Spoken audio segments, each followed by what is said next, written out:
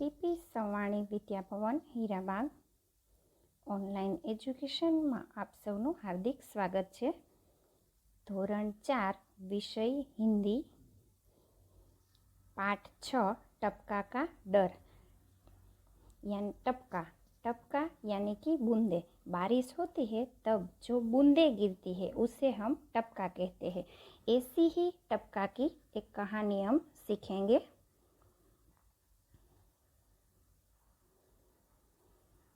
बरसात का दिन था। बरसात यानी कि वरसाद એટલે કે વરસાદનો દિવસ હતો। चारों ओर पानी बरस रहा था। चारों ओर चारों એટલે કે ચારે બાજુ चारों ओर पानी बरस रहा था। चारे बाजू पानी वरसी રહ્યું હતું। जंगल में बुढ़िया का घर भीग रहा था। जंगल में बुढ़िया का घर भीग रहा था यानी कि जंगल में बुढ़िया એટલે કે વૃદ્ધ ડોસીમાં હોય તેને કહેવાય છે। એટલે કે જંગલમાં ડોસીનું ઘર પલળી રહ્યું હતું। जल्दी ही बुढ़िया का घर टपकने लगा। टपकने यानी कि जब बारिश होती है तब जो बूंदे गिरती है बारिश की उसे हम टपकना कहते हैं। पानी की बूंदे जब गिरती है उसे हम टपकना कहते हैं। એટલે કે જલ્દી જ ડોસીનું ઘર ટપકવા લાગ્યું। ધીમે ધીમે એક એક ટીપું છત પરથી નીચે પડે તેને આપણે કહીએ છીએ કે ટપકવા લાગ્યું। बुढ़िया परेशान हो उठी परंतु करती भी क्या। छप्पर को छाए कौन। परेशान એટલે કે हैरान। छप्पर यानी कि घास फूस एवं लकड़ी से बना हुआ એટલે કે छत। छाए એટલે કે सरखी। बुढ़िया परेशान हो उठी એટલે કે ડોસી हैरान થઈ ગઈ। परंतु करती भी क्या પણ કરે શું। छप्पर को छाए कौन એટલે કે છતને સરખી કરે કોણ। थोड़ी देर में ओले भी पड़ने लगे। बेर बराबर ओले। ओले એટલે કે જે બરફના નાના નાના કણો હોય છે તેને આપણે ઓલે કહીએ છીએ। બેર એટલે કે બોર। થોડી જ વારની અંદર નાના નાના બરફના કણો પડવા લાગ્યા। બોર જેવડા કરા। उधर एक बाघ ओलों की मार से परेशान हो उठा। उधर एक बाघ ओलों की मार से परेशान हो उठा એટલે કે ત્યાં જ એક વાઘ કરાના મારથી પરેશાન થઈ ગયો। कूदते फांदते वह बुढ़िया के घर के पास पहुंचा। कूदते फांदते એટલે કે દોડતો કૂદતો તે ડોસીના ઘરની પાસે પહોંચી ગયો। बुढ़िया अंदर चावल पका रही थी। चावल यानी कि चोखा। डोसी अंदर चोखा भात बनावी रही हती। चूल्हे पर पानी टपक रहा था टप टप। चूल्हा ऊपर पानी टपकी રહ્યું હતું टप टप।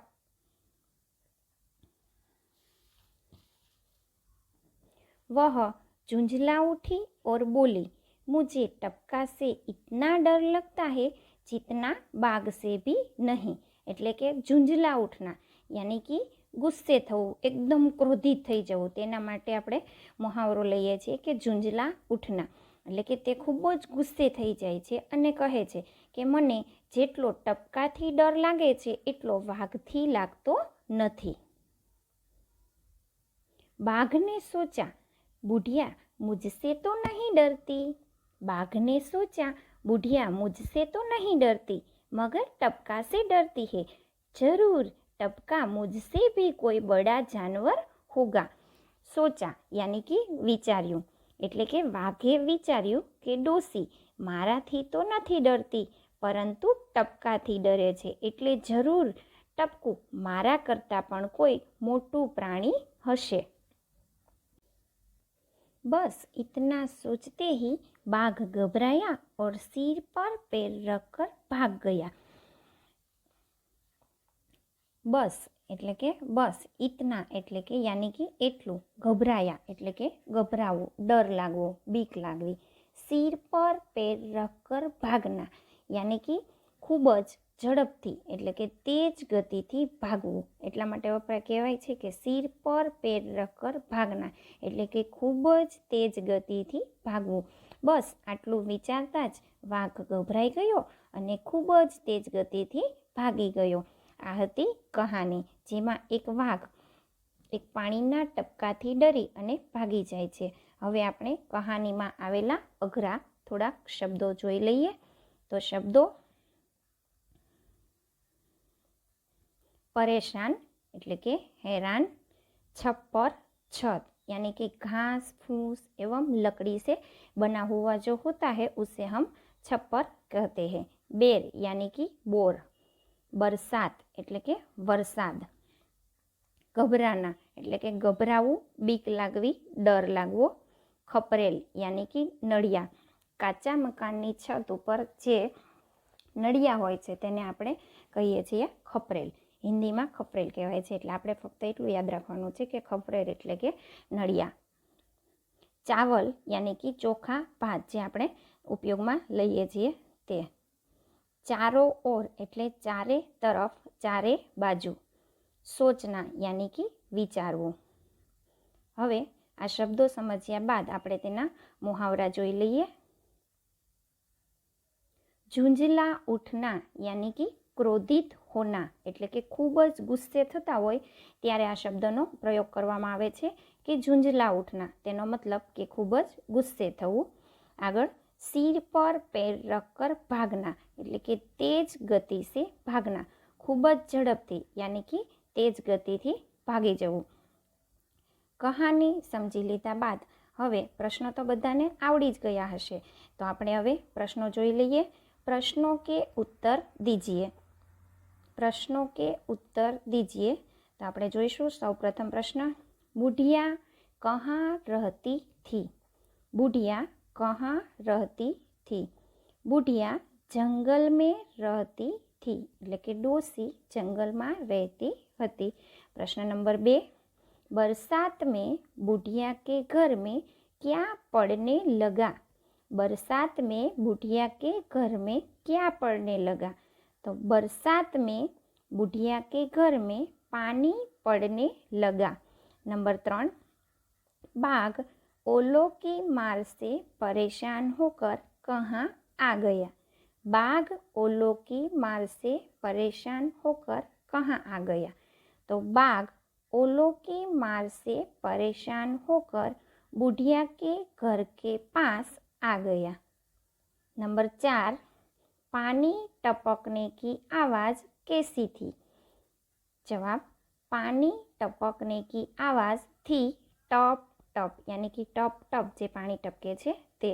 नंबर 5: बुढ़िया को सबसे ज़्यादा डर किससे लगता था?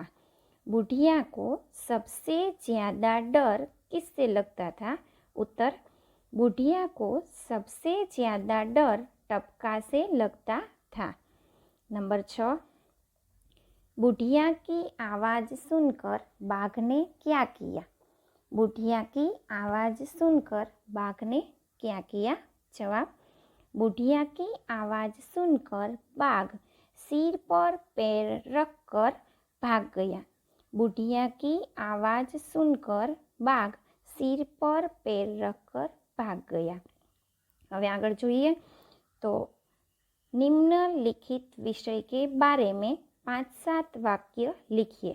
यानी कि मोर, बाघ, तोता આ બધા વિશે આપણે 5-6 વાક્ય લખવાના છે. એટલે ગુજરાતીમાં જો કોઈને લખવાનું કીધું હોય તો આપણને આવડે છે, પરંતુ હિન્દીમાં લખવામાં થોડુંક ટફ પડે છે. પણ છતાં પણ આપણે આપણી કક્ષા અનુસાર આપણે જે રીતે આવડે તે રીતે આપણે લખવાનું છે. એટલે આપણે જોઈશું. તો સૌ પ્રથમ તેમાં જોઈશું આપણે મોર વિશે. તો મોર વિશે આપણે 5-7 વાક્ય લખીશું, એકદમ સહેલા હોય તેવા. જો ગુજરાતીમાં તો તમને આવડે જ છે, તો આપણે હિન્દીમાં બનાવવાના છે. કઈ રીતે તેને હિન્દીમાં બોલાય તે આપણે ટ્રાય કરશું. તમને તમારી રીતે આવડતા હોય તે તો પણ તમે લખી શકો છો. તો આપણે જોઈએ સૌપ્રથમ મોર વિશે. पक्षियों में मोर सबसे सुंदर होता है। पक्षियों में मोर सबसे सुंदर होता है। इसके सिर पर कलगी होती है। इसके पंख रंग बिरंगे होते हैं, એટલે કે તેની પાંખો રંગબેરંગી હોય છે। इसकी आवाज़ मधुर होती है। बादल देखकर मोर नाचने लगता है, એટલે કે વર્ષા ઋતુની અંદર આપણે ઘણી વખત જોઈએ છીએ કે મોર કળા કરી અને નાચવા લાગે છે। मोर हमारे देश का राष्ट्रीय पक्षी है। આ તો લગભગ બધાને ખબર જ હશે કે મોર છે એ આપણા દેશનું રાષ્ટ્રીય પક્ષી છે। બસ આ જ રીતે મોર વિશે બીજા વાક્યો પણ તમે થોડાક વધારે બનાવી શકો છો। તો આ મોર વિશેના વાક્ય તમારે ફક્ત યાદ રાખવાના છે। હવે આગળ નંબર 2 ઉપર આપણે જોઈશું તો બાઘ। બાઘ તો બધાને ખબર જ છે કે ખૂબ જ ડરાવણું પ્રાણી છે। बाघ एक जंगली और मांसाहारी जानवर है। बाघ एक जंगली और मांसाहारी जानवर है।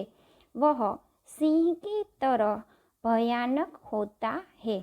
उसका रंग गहरा पीला होता है। इसके शरीर पर काली धारियाँ होती है। काली धारियाँ मतलब के काली पट्टियों होय छे। वह अंधेरों में भी देख सकता है, એટલે કે તે અંધારું હોય ત્યારે પણ જોઈ શકે છે। બાઘ हमारे देश का राष्ट्रीय प्राणी है। વાઘ આપણા દેશનું રાષ્ટ્રીય પ્રાણી છે।